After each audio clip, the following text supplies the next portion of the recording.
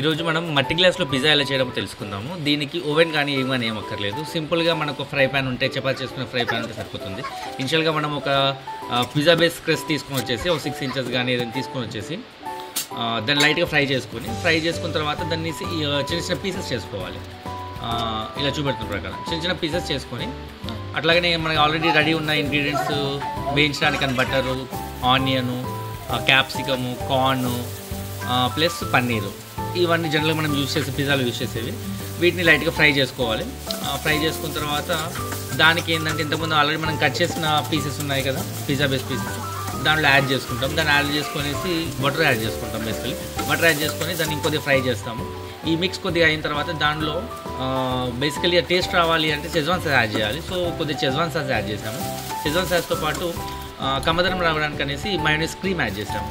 Plus కొద్దిగా masala add చేసేసి లైట్గా కొద్దిసేపు ఫ్రై చేస్తాము. ఆ ఫ్రై అయిపోయిన తర్వాత మళ్ళీ మన టేస్ట్ని బట్టి ఇంకొద్దిగా యాడ్ చేసుకుంటాము. యాడ్ చేసుకున్న తర్వాత దీన్ని మొత్తాన్ని కొద్దిసేపు ఫ్రై చేస్తాం. ఫ్రై చేసిన తర్వాత మీకు ఆల్మోస్ట్ రెడీ అయినట్టే. పిజ్జా బేస్ ఆల్రెడీ కొద్దిగా ఫ్రై అయిపోయింది. ప్లస్ ఈ మిక్చర్ కూడా ఆల్రెడీ మనకు రెడీ అయిపోయింది కదా.